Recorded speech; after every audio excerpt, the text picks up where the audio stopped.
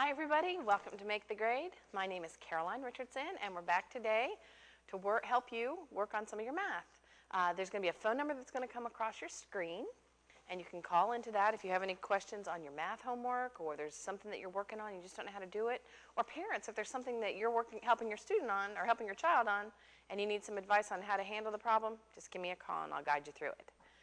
While in between calls today, I'm going to focus in on the EOGs for the 6th, 7th, and 8th grade. Those tests are coming up next week, or actually for the next 2 weeks. So that's what I'm going to focus on today and on Thursday. So I'm going to be working through some problems, some very similar problems that might appear on the EOG, some strategies for the kids to follow. So parents, this is a good time for you to listen, as well as 6th, 7th, and 8th grade, great time for you to listen. Okay? Now those of you who are in Algebra 1 and 8th grade, you still have to take the EOG, and some of these things you might be rusty on because you haven't seen them in a while. So go ahead and take the time to watch today and see what you're missing, okay? Or see what you don't remember, or see what you do remember, and just give yourself a gold star, okay? Now, I'm going to go ahead and give you the number right now. The number is 217-2203. You can give me a call, and if you have a question that's not about the EOG, I'll still take some time out to answer that. And if you have to get away from the, excuse me, if you have to get away from the TV, we're also streaming live on the web at http://EWTV for EastWakeTV.org, and it'll prompt you, and you're looking for Make the Grade. And then I just wanted to remind you for the next couple weeks, if you have a question and you don't have time to call in, you can email me at mathhelp@wcpss.net, and I will look at the website before I come and throughout the week and answer your questions, okay? Wonderful. All right, today we're going to start. I'm going to go ahead and start with the 6th grade EOG. This does not mean that 7th and 8th grade students, you can go ahead and pay attention because some of the goals are very similar. First thing I want to do is break down, and these charts can all be found online at the DPI website. Take a second and look at this chart. Let me zoom in just a little bit. I didn't blow this one up for you. Woo! Hopefully you can see that. All right, this is some information just about the goals that you're being tested on that you should be familiar with. The goal 1 is number and operations. The learner will understand and compute with rational numbers. Rational numbers, students kind of, any of your numbers with or without decimals and fractions. Okay, those are familiar. 20 to 25% of the test is going to be based off those type of questions, okay? Second goal is measurement. The learner will select and use appropriate tools to measure 2- and 3-dimensional figures. 10 to 15% of the questions on the test, hopefully you can see that, 10 to 15% of the questions on the test are geared towards measurement. Geometry. The learner will understand and use properties and relationships of geometric figures in the coordinate plane. 15 to 20% of the questions are based off geometry. And then data and analysis and probability. The learner will understand and determine probabilities, 20 to 25%, so that's the same as goal 1. And then the last one is some of your algebra concepts. The learner will demonstrate an understanding of simple algebraic expressions, 20 to 25% of the test. So I'm going to focus on today goal number 1 and goal number 5, and then I'm going to come back and pick on the other goals. We need to know all of them, but I was going to focus in on the ones that are the higher percentage. All right? And these are things that you've been working on all year, so don't be nervous that I've just read through all this math jargon. This is what you've been working on all year, and you're definitely ready for it, okay? All right, let's take a look at the first problem. Now, last week I already had gone over problems 1, 2, and 3 for the 6th grade EOG. So let's go ahead and start with problem 4.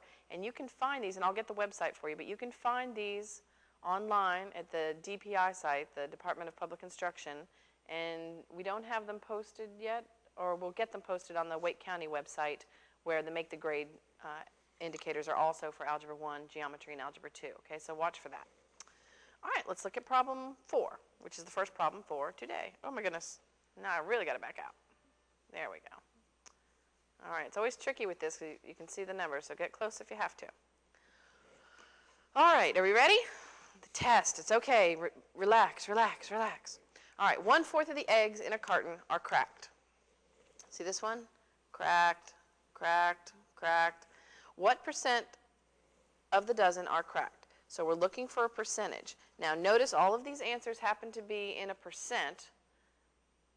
Let me scoot up just a little bit. There we go. All of our answers happen to be in percent, so that's good. So we know it's definitely going to be one of these. If one of these answers had not been a percent, you could have already eliminated that one. Now, What percent of the dozen are cracked? I'm going to do this mathematically, but if we used a little bit of common sense on this one, just think it through a little bit. A dozen is 12 eggs, correct? I heard you say correct. It's 12 eggs. So if I took half the dozen, that would be 6 eggs, and 6 eggs would be 50%. Okay? So 50%, so already problem A, or choice A is gone because we certainly didn't crack more than half, right? So that's one way that you can eliminate A right away. Now 33 and a third, that means a third of the eggs. So now we're getting into, you're seeing this 33 and a third and you see 3. So that might be one of those questions in the 30. That might be one of those answers that are could be misleading, or that's exactly what you need. And then we have 25%. All right, so I'm going to go ahead and solve this mathematically, and then we'll think it out a little bit more. If 1/4 of the eggs in the carton are cracked, that means 1/4 is what percent of the total 100% of the eggs? Now, when you have this, this is a proportion, correct? So you cross multiply. So 4 times x is 4x equals 1 times 100 is 100. And then to solve this, this is multiplication. So to solve it, you would divide by 4. Where? On both sides. Your 4's cancel out, so you're left with x is equal to, what's 100 divided by 4? Well, 25. In this case, we were solving for the percentage, so 25% right there. All right? That's solving it using a proportion. Be careful with these, the 3 and the 33. I think they're trying to get you to look that you had 3 eggs cracked, so you might pick one of those ones with the 3. Good. All right, now if you have any questions on one of these that I'm doing, just give me a call. If your teacher solved it differently and you want me to look at it the way your teacher solved it, if I solved it a different way, just give me a call and I'll look at it again, and we'll make sure that you understand how she taught you and pull it all together so you can take the test, okay? Now some of these I also want to, again, like remember how I just eliminated that problem, or choice A? I want you to take some time to think about the answers that are there, so you don't have, sometimes you won't even have to do the math. You can just look at the answers and be able to eliminate what you want, okay? All right, let's look at number 5, which is the second problem for today. During a basketball game, Kelly made 15 successful shots out of 25 tries. What was her percent of success? Again, we're looking for a percent. And during a basketball, Kelly made 15 successful shots out of a total 25 tries. So we could set up a proportion again of shots to total tries. Okay? So shots made versus total tries. Now sometimes when you're not sure how to set it up, if you can set it up with words, it'll help make your life a little bit easier. So, there you go. So shots made. Our shots made were 15 out of 25. Now we could continue the proportion and say x over 100, but you know what? If we just look at this fraction right here for a minute, I'll show you another method. If we reduce this, we're left with 3 over 5. And if you do some long division, or you can type it into your calculator, 5 divided into 3 is 0.6. Now, can we leave it at 0.6? No. We have to change 0.6 into a percent, so you move the decimal twice, which is 60%. So you can go ahead and do that division right there, or you could do the cross multiplication and you would get the same exact answer. So the shots made out of total tries is the equivalent of 15 divided by 25, or 3 divided by 5, 0.6, which is 60%, which is D. All right. So we've already done 2 that are based off percent, so you have to know your percents, right? All right, let's look at the next one. Problem 6. On a tree farm, 15% of the trees planted are pine trees. I threw the word trees in there. 2/5 are oak trees, 1/4 are maple trees, and 1/5 are fruit trees. Of these 4 types of trees, which has been planted the most? All right, it's a tree farm. So in the entire farm, here's the entire farm. 100% of the farm, okay? Of the farm, pine trees encompass 15%. Oak trees, there we go. Oak trees are 1/4 of the total amount of trees.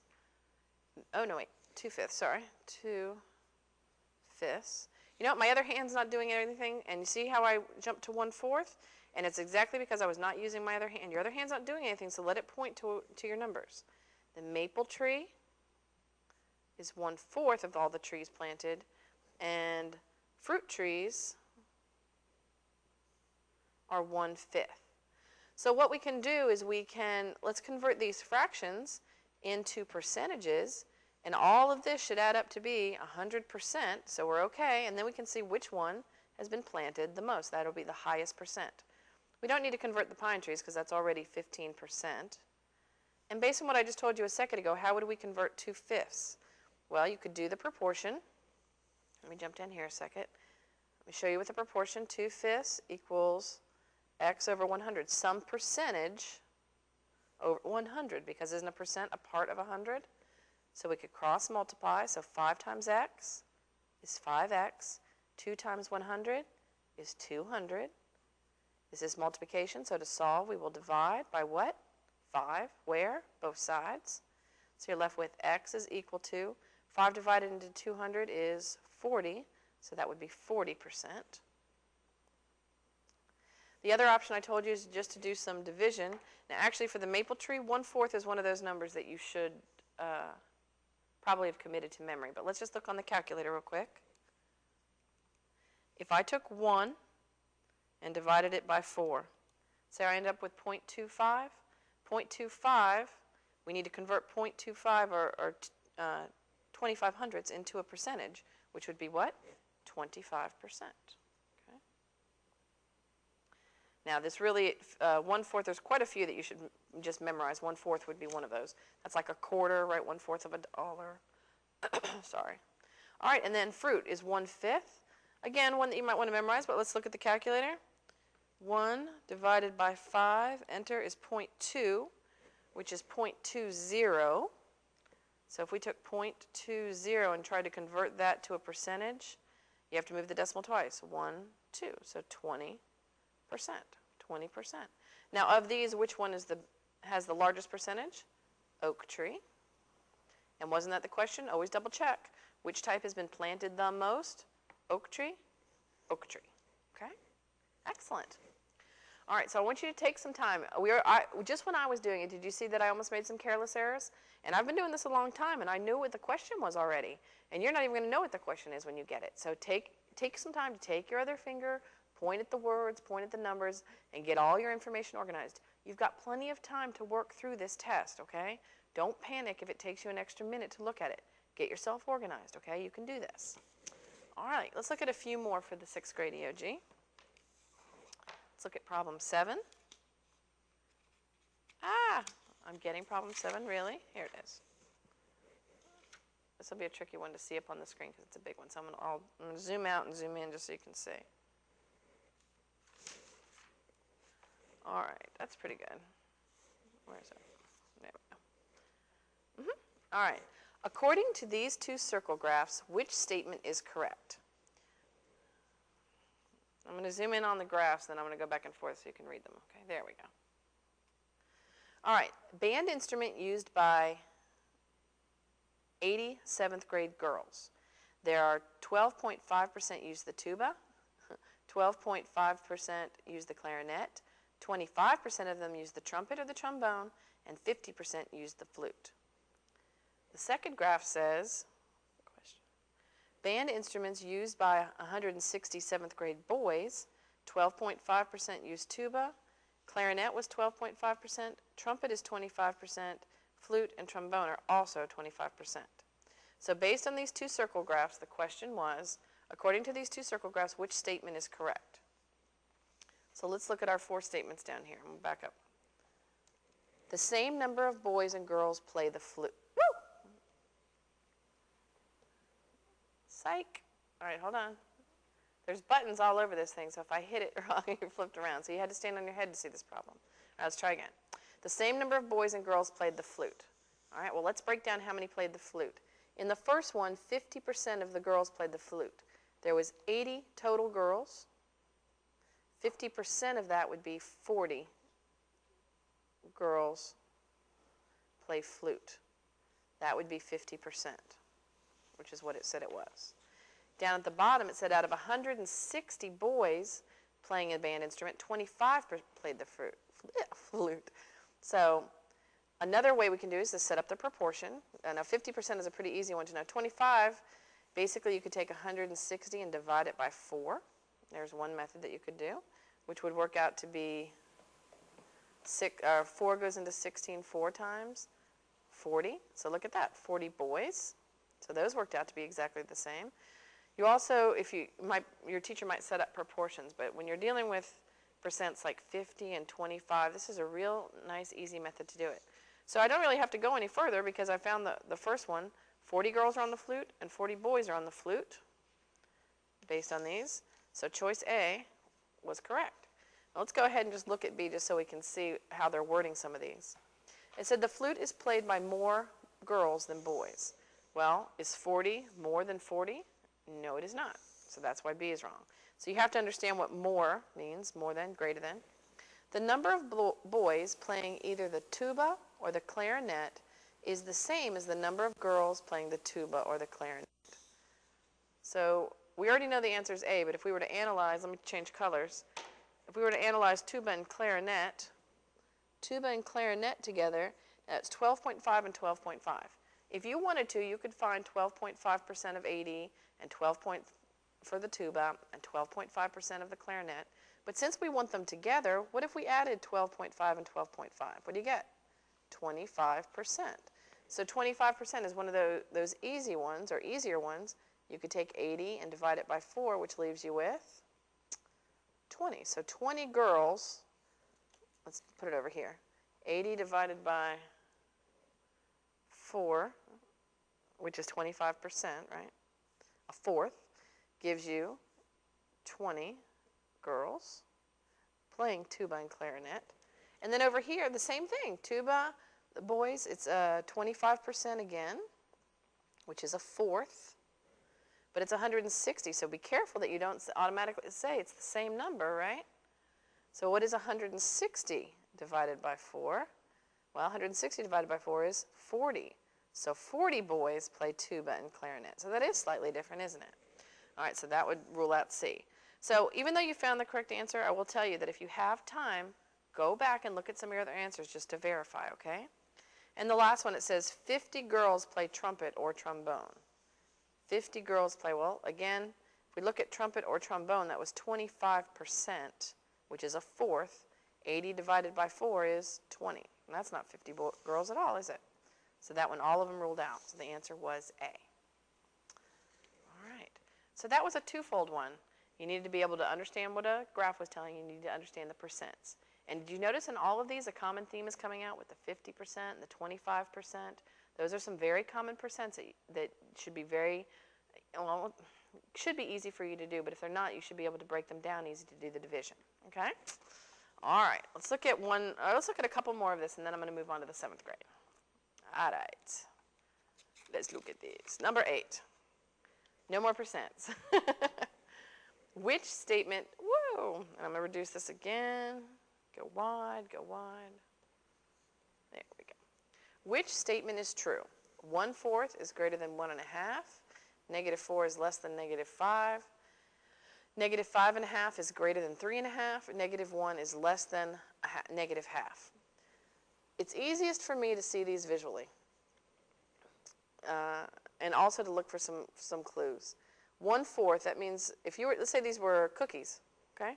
You had 1/4 of a cookie and you had 1 1/2 cookies. Which is more? Well, you know, if you ate 1 1/2 cookies, that's more than 1/4 of a cookie.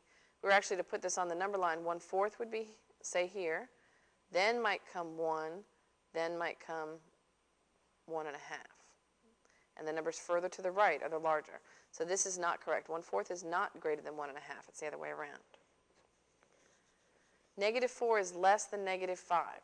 Negatives, you have to be very careful because don't just look at the number, the 4 and the 5, but you have to deal with the fact that they are -4 and 5. So everything is kind of opposite, right, in the number line. So if I did 0, 1, 2, 3, 4, 5, in this case, looking at the 4 and 5, 5 looks like it's greater.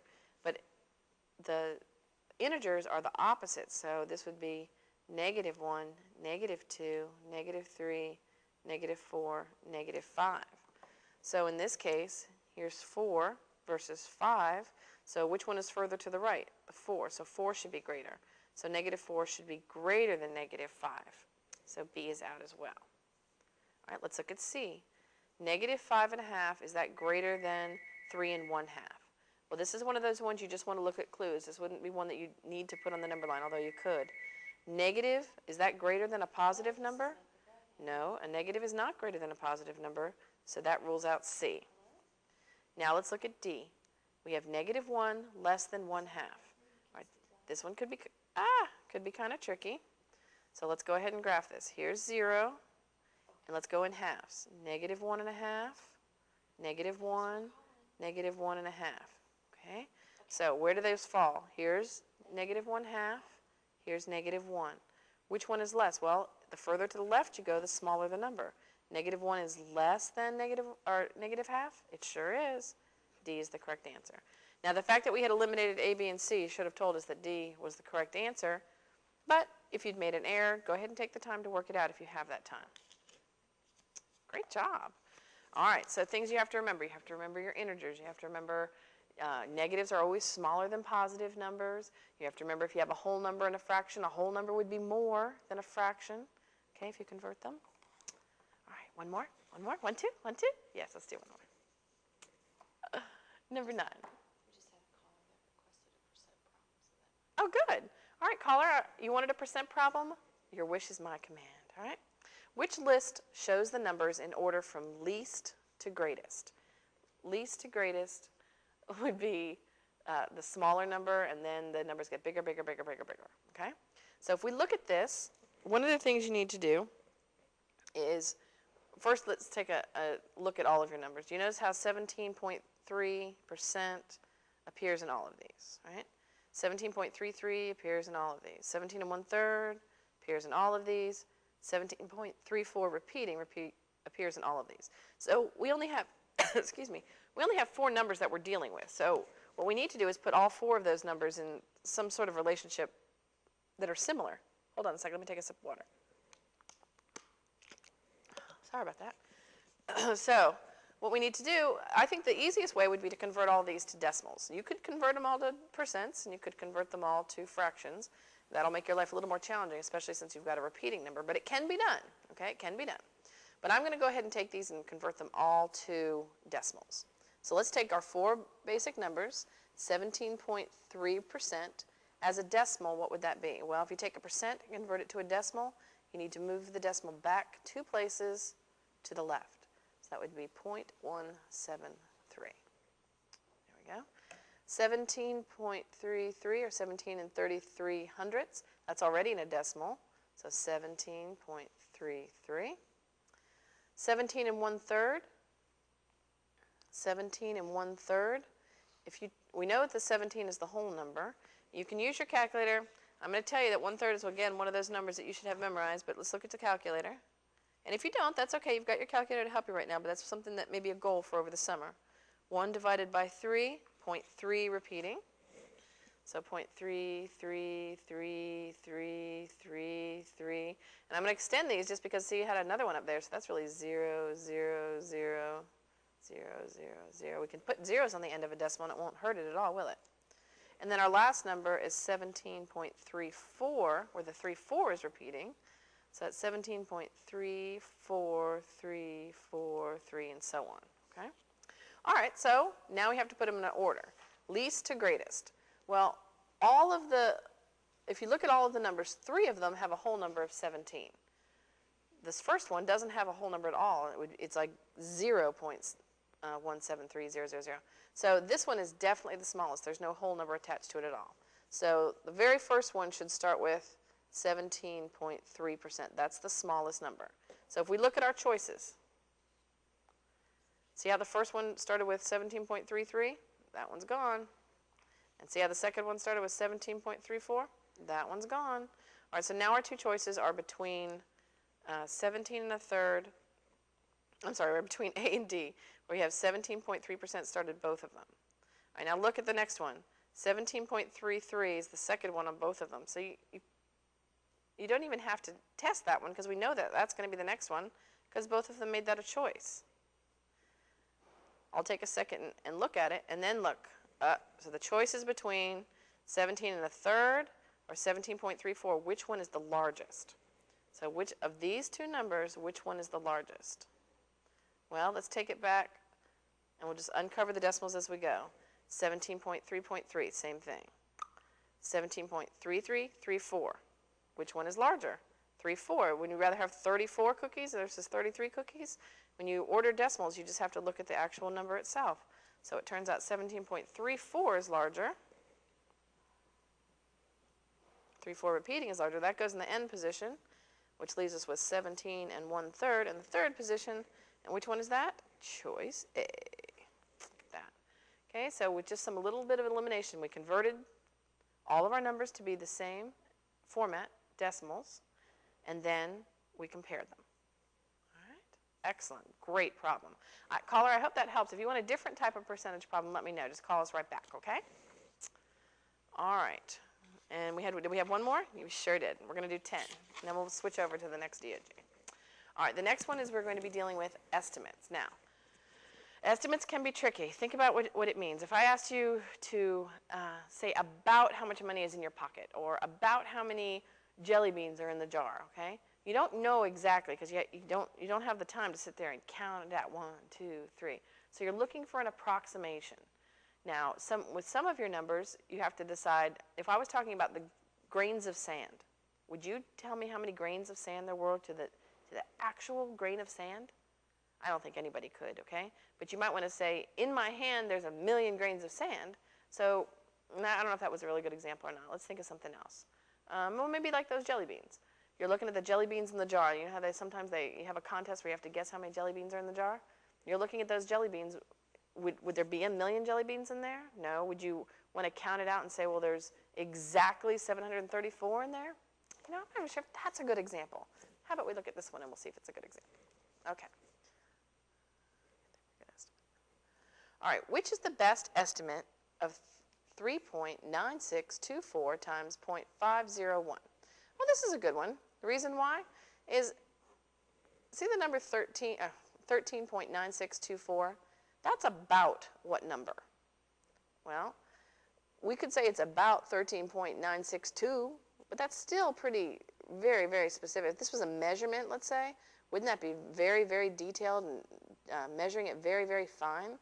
What you want to do is take this back, and why don't we take it back to the nearest whole number? We want an estimate, and see how our answers are all in whole number answers? So that's telling us that we're going to want to estimate to the nearest one, or the nearest whole number.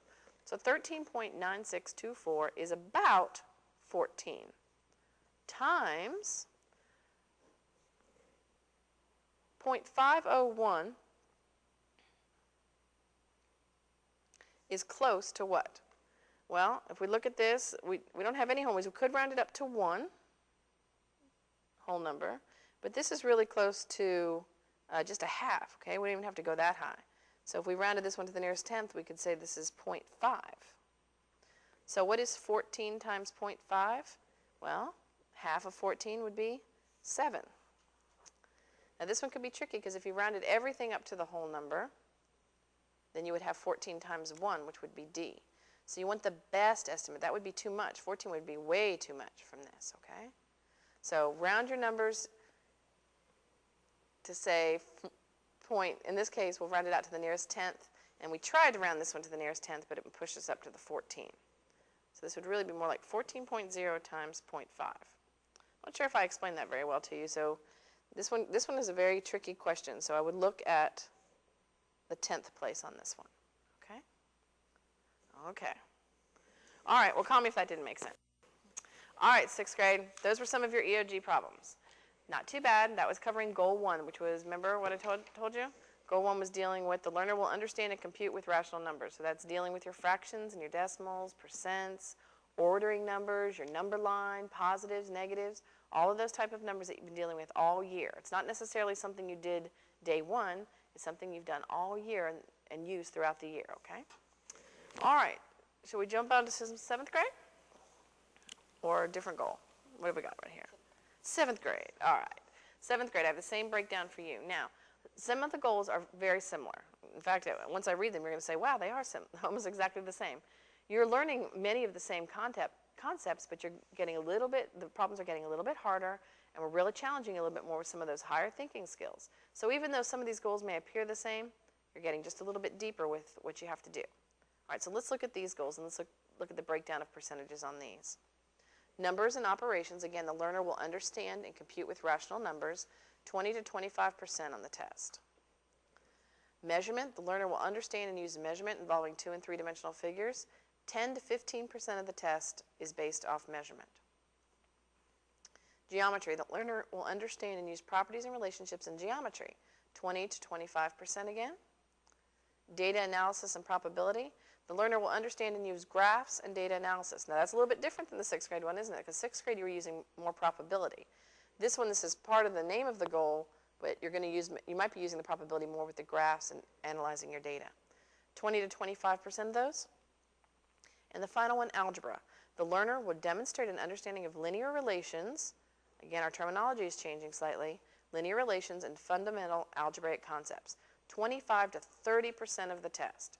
So just based on this, what will there be more questions of? Potentially there could be more questions on algebra. If our top algebra, or our lowest one, is definitely measurement. So there might only be a handful of questions on measurement. So today I'm going to tackle the number operations, and then if I have time I'm going to come back and work on the algebra. Again, those first 2 goals, or the first goal and the last goal.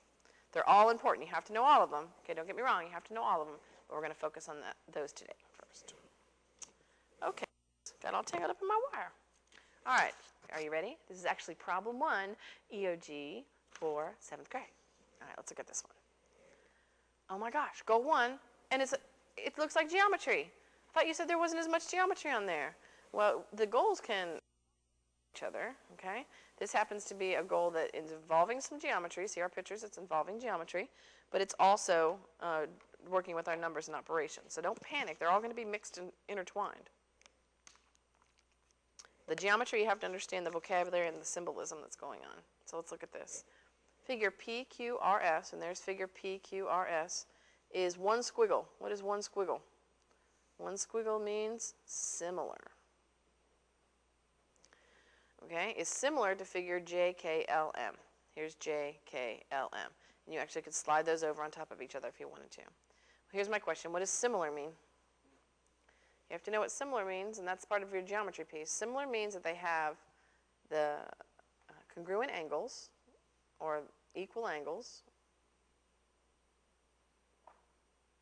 and the sides are in proportion.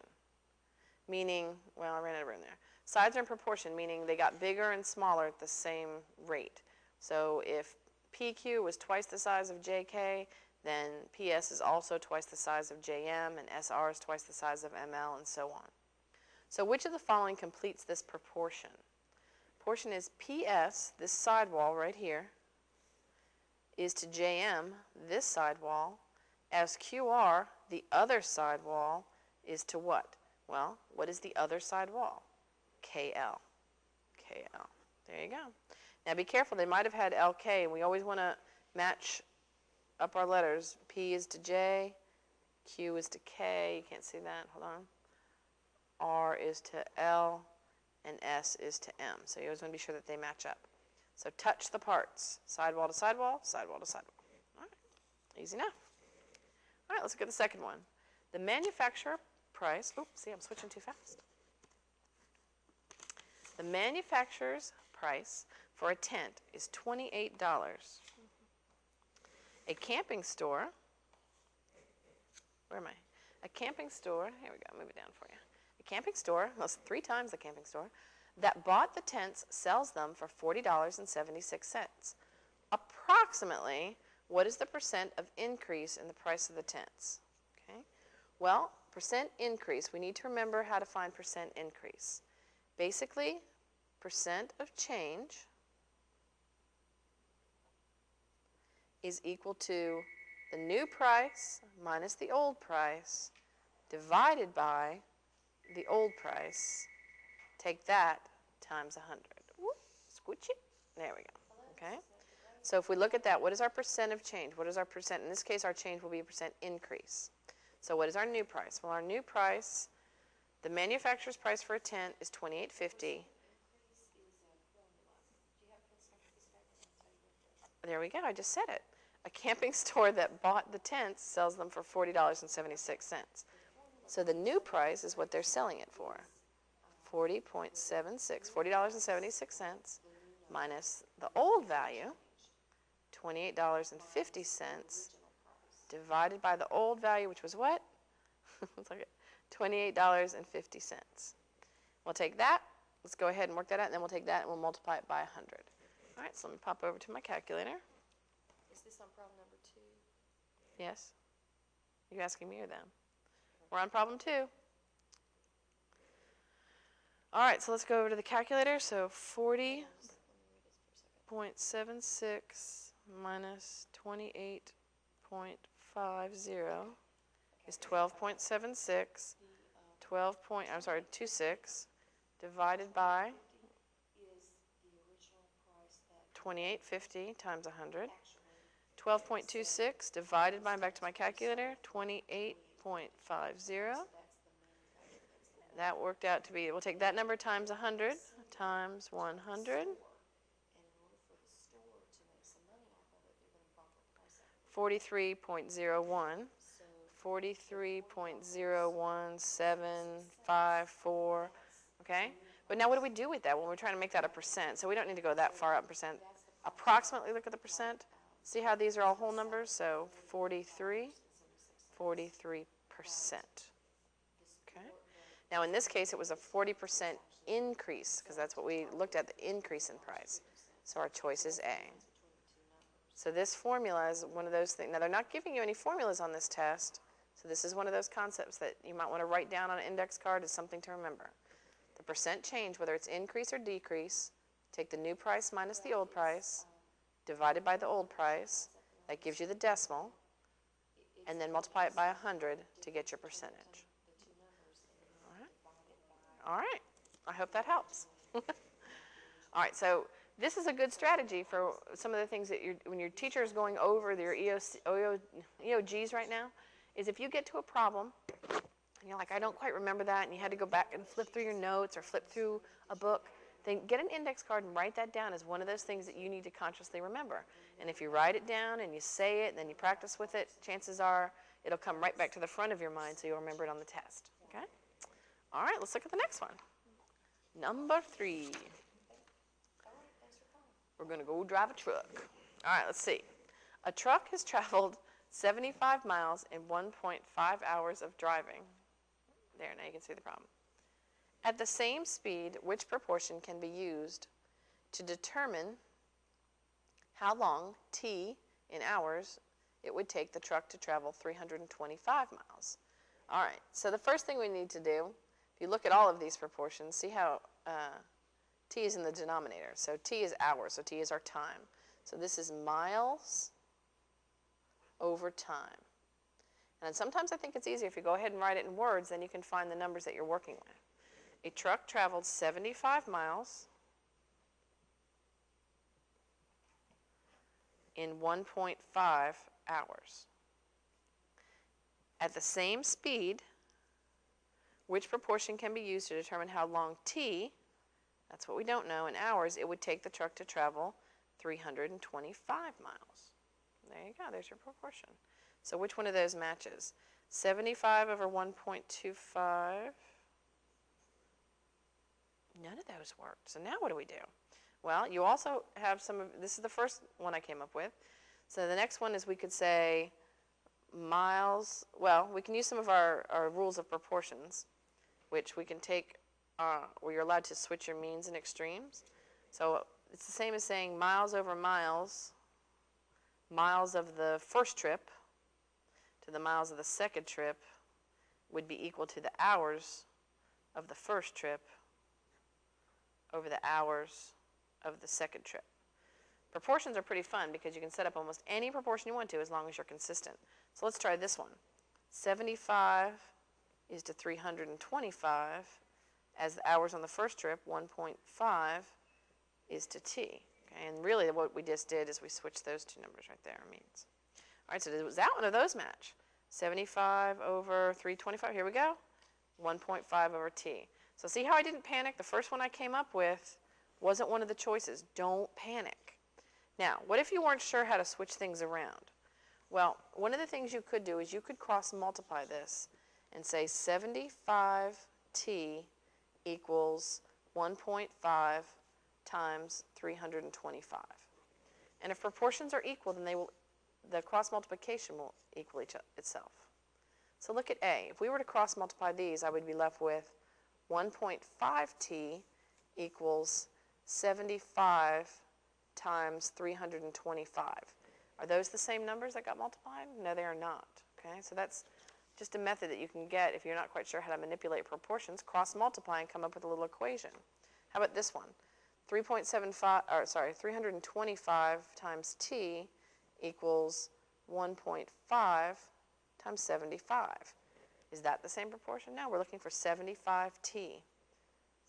Letter C, if we cross multiply, 75 times 1.5 equals 325t. That doesn't work. And then finally, if we cross multiply the last one, 75t equals 1.5 times 325. Okay? So don't panic if your answer didn't come up immediately. Go ahead and take a second and either redesign your proportion or cross multiply them and see if you can come up with the same equation. And that'll be the one that matches. D. Yay! It's a good problem.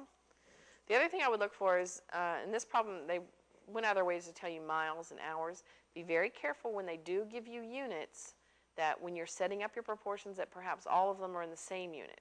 What if they had said in the first one 75 miles to 90 minutes compared to how many hours it would take to drive 325 miles? So it's kind of a little trick that they gave you 90 minutes, and they might want you to convert that back to 1.5 hours. Okay, so be very careful when they go out of their way to give you units that you're looking for the units and matching them up. Okay? All right. You can do it. All right, let's look at the next one. Look at this, geometry. Okay? And actually, this one kind of matches goal. Where's my little sheet? I should have wrote it down. This one matches goal 2, which was measurement with 3D, and goal 1, because it's dealing with the arithmetic, and geometry. It's like 3 goals in 1. It's better than a pizza with pepperoni, sausage, and extra cheese. Well, it could be as good as that, right? Okay.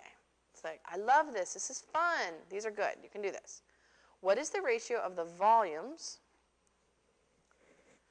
of these two cubes? The ratio of the volumes. Ratio of the volumes, okay? So we have the volume of the small one in comparison to the volume of the large one. There's a ratio.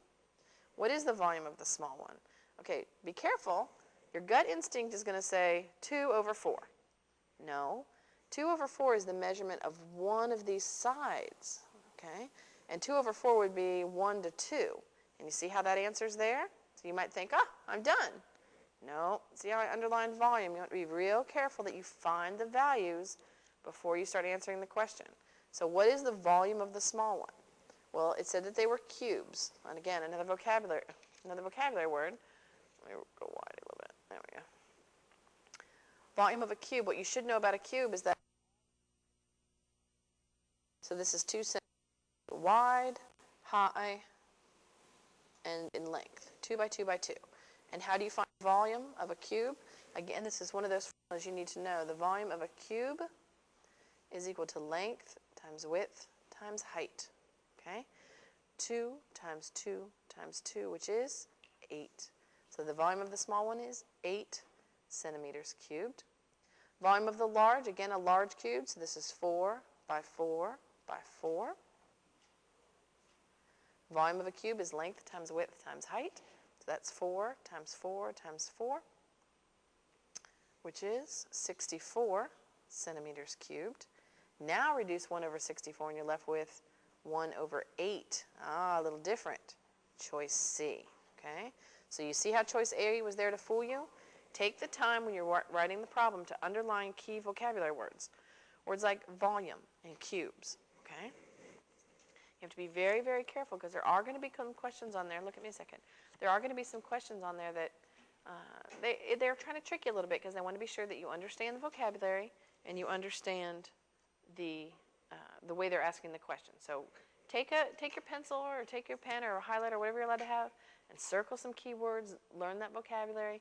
One of the best things you can do is just kind of read the back of your book with all that vocabulary and just remember what things mean. Mathematics is almost like a foreign language sometimes, and if you don't know the vocabulary, then you can't understand the language. All right, let's look at the next one. Ta-ta. The next one is dealing with temperature. Temperature, where might we see temperature? Well, if we look at this problem, I don't want you, I'm just going to read it, don't flip off to me yet. It says the city's daily low temperature in January fluctuated between -7 degrees Fahrenheit and 2 degrees Fahrenheit. What is the temperature range? Okay, so there's going to be a lot going on in this question, but when I think temperature, I think a sideways number line. Okay, it's dealing with your integers, so you might have to take some time to really picture what's going on here. All right, so let's look at this one.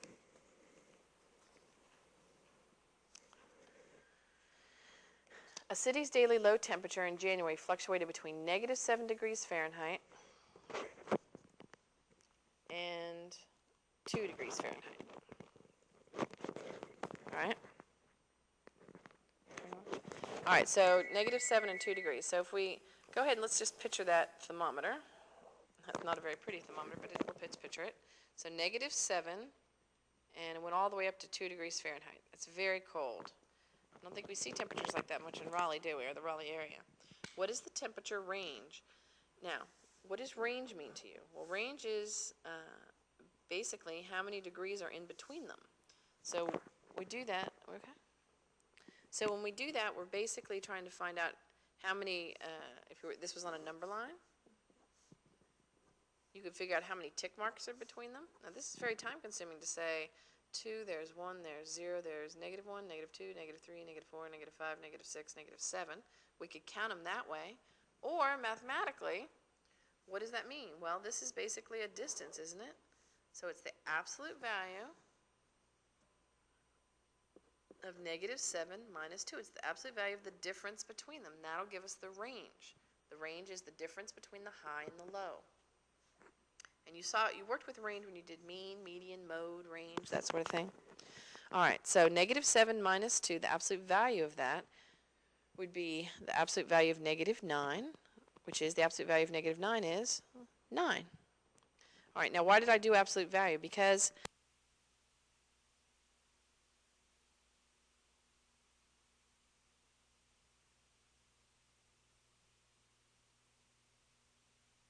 distance. Okay. All right, so that's one of those things that you need to remember is your range. The range is what? The absolute value of the difference between the high and the low. Now sometimes with the data you have, it's really not a matter of whether you have to even worry about absolute value, but it's a good habit to get into, so you always guarantee the positive. All right, good problem. Got to remember some of that vocabulary. All right, next one. Oh my goodness. Let's look at the next one. This will be nice. 1 astronomical unit, an AU, is the average distance from Earth, see if you can see the problem, from Earth to the sun. Okay, from Earth to the sun. That distance, the average distance, 1 astronomical unit, so 1 AU, is the average distance from the Earth to the sun. The distance is about 1.5 10 to the 10th power kilometers. What is the equivalent distance in kilometers for 3 astronomical units? All right, so if 1 astronomical unit equals 1.5 times 10 to the 8th,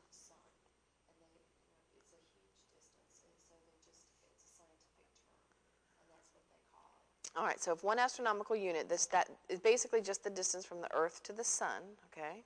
And they just happen to call it the unit. It's kind of like when you're changing inches to feet or that sort of thing. This just happens to be another type of unit. 1 AU, or 1 astronomical unit, is 1.5 times 10 to the 8th kilometers. And the question is, what is the equivalent distance in kilometers for 3 of them? So what if I multiplied this number times 3? Okay. If we multiply that times 3, we can distribute. Now, you wouldn't distribute it to the 10th of the power. We just do the 3 times 1.5, which gives us 4.5 times 10 to the 8th. 4.5 times 10 to the 8th, that's 3 of those units. 4.5 times 10 to the 8th, okay? Now notice they might have tricked you. See how this 3, if you'd multiplied this 3 times 8, you would have gotten 24. Oh, I'm surprised that this one wasn't 24, because I would have thought they would have done the 3 times 8. So there you go, okay? So you basically are picturing how far did I travel if I went from the Earth to the Sun, back to the Earth, back to the Sun, 3 times, 3 of those units, okay? So if you do get something that has a unit you're not familiar with, try to relate it to something else that you might have done, like walk from your house to the store, okay? And your house to the store is one trip, okay? Well, And if one trip equaled, 2 miles, then how much would 3 trips equal? 3 trips would equal 6 miles, okay? So same type thing. So don't panic if you get a unit you're not familiar with. Try to convert it to something you are familiar with, something like that, okay? Good, great problem. All right, so a little bit trickier, aren't they? So the math is not too bad, but now we're getting to the part where you really have to try to understand the problem. So take your time. I'm not quite sure, but I've noticed sometimes with my students, we have a tendency, and teachers are bad about this, that we read the problem really quick and we try to pick out the numbers, okay? Would you do that same thing if you were trying to proofread an essay in English? No, you would take your time and you'd read each word and you'd see how they fit together. Well, in math, you have to do the same thing. But you know the nice thing about a math word problem? And I'm not sure who's listening, but don't tell anybody, but it's only like 3 sentences, maybe 4, okay? So not only can you read it, but you can live on the edge and read it twice, 3 times if you're really feeling daring, okay? Just take the time to read the problem. Read it once to kind of get the feel for what's going on. Read it twice to pick out some of your details. And then at the very end, read it again so you know you're answering the question. Okay? Woo-hoo! You can do it. All right, let's look at number 7. Okay, so now that I've said that there are only about 3 or 4 sentences, let's see how this word problem. It looks really long. It looks scary. It's probably not scary. Let's just take a second. According to the 1998 Census Bureau data, New York City was ranked number 1 in population with a population of approximately 7.3 times 10 to the 6th people. Los Angeles ranked number 2 with a population slightly less than half that of New York City. Which of the following is the approximate population of Los Angeles? All right. Let's take a second and figure out what's going on. We have population, which means we have a lot of people, lot of people, lot of people, lot of people, lot of people. New York was at the top of the list, okay? Second on the list was Los Angeles, okay? The question is how much more? Now, the other thing I want you to do is kind of look at our answers. See how our answers are not in scientific notation? It might be easier for you to approach this problem if you took the population of New York and converted it just to an expanded version of that, not in scientific notation. So what is 7.3 times 10 to the 6 in expanded form? Well, your calculator can help you with this, but what this is really telling you is times 10 to the 6. What is 10 to the 6th power? Look at your calculator. 10 raised to the 6th power. Oh, look at that. It's a 1 with 6 zeros. So this is the same as saying 7.3 times 1, 1, 2, 3, 4, 5, 6. Okay? Now, when you multiply numbers that are powers of 10, really it's just a matter of moving that decimal, right? So again, you could type this into your calculator. We could say the 10 to the 6th power times 7.3 equals 7300000. But what did I really do? I took 7.3 and I moved the decimal 6 times. So 3 is 1, 2, 3, 4, 5, 6. Be careful, that doesn't mean tack on 6 zeros. It means move the decimal 6 times to the right. Okay, so 1, 2, 3, 1, 2, 3. So it's 7,300,000. All right, now the question is, now look at this. Oh, look at this. I'm really surprised that wasn't even on here. Okay, I bet it would be on the real one, because you'd be like, oh, I did all this math, and now I'd pick one of those answers. All right, so all we've done is convert New York. Now, Los Angeles ranked number 2 with a population slightly less than half that of New York City. So what is about half of that? So let's take this number and divide it by 2. So it's still in my calculator. Divided it by 2. What am I left with? I'm left with 3, 6, 5, 0, 0, 0, 0. Put in my little commas. There we go. 3,650,000. Okay? That's approximately half, but it said it's a little less than half. So would it be okay if we found a number that was a little bit smaller than this number? Well, A is smaller, that's for sure. B is smaller. C is bigger, so that one's out, and D is bigger, and that one's out. Okay, so now which one, A or B? Well, look at this word, slightly. That's, I don't know if I'd quantify that as a math word, but it's just a vocabulary word. Slightly just means a little bit. 135,000 is a bit lower than 3,650,000. But look at this, 3,500,000? Yeah, just slightly lower. So there's our answer, B. All right, good problem. And this is one of those ones that you wanted to convert. What do you have to remember? You had to remember scientific notation, moving that decimal 6 times to the right, and then words like slightly. So you have to read each and every word, okay? Now, did you notice that I went back and I read this 3 times? Once for context, population, lots of people. Second time, I picked out my numbers and did some conversions. And then the third time, I went back to make sure I was really looking for the right answer. Because I found a number, didn't I? I found 7,300,000. That wasn't the number I wanted. I wanted a number slightly less than half, okay? Didn't take me very long. It only took me a long time because I'm sitting here flapping my gums, right? You won't be doing that. Because if you do that, that would be bad on the test. All right, I think I have time for one more, so let's go ahead and do this. All right, I do have time for one more. A copying machine reduces a 12-inch line segment to 10.5 inches. At this setting, what would a 16-inch line segment become?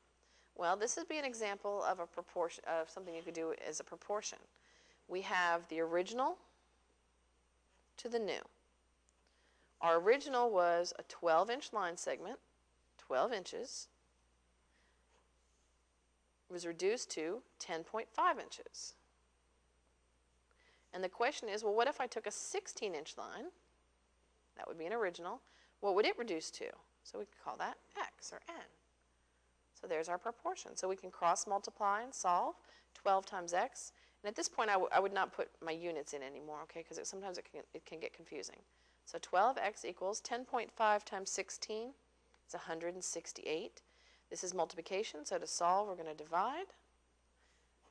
Where? By 12 on both sides. 12s cancel out, so you're left with x is equal to 168 divided by 12 is 14. So that means our new value would be 14 inches. And we come up here. Sure enough, B, 14 inches. All right. Well, I hope that helped out today. You heard the phone. There were some people who are working along the problems right along with me, and that's fantastic. Just give me a call if there's anything you're not understanding, and I will answer it. Or Karen Kelly, who's picking up the phone, she'll help you answer it. We'll make sure you understand all these problems. Now, I'm going to be here on Thursday. Normally, I'm here on Wednesday, but I'm going to be here on Thursday, and I'm going to tackle, I'll start with the 8th grade this time, and then I'll go back and tackle maybe a couple questions from each one of the goals that are left. And if you have time, just give me a call or email if you're stuck on any one of these problems, and I'll be sure that I address that one that day, okay? All right, well, I'm glad you tuned in, and I will talk to you and see you. Well, I won't see you, but you'll see me on Thursday. All right, bye-bye.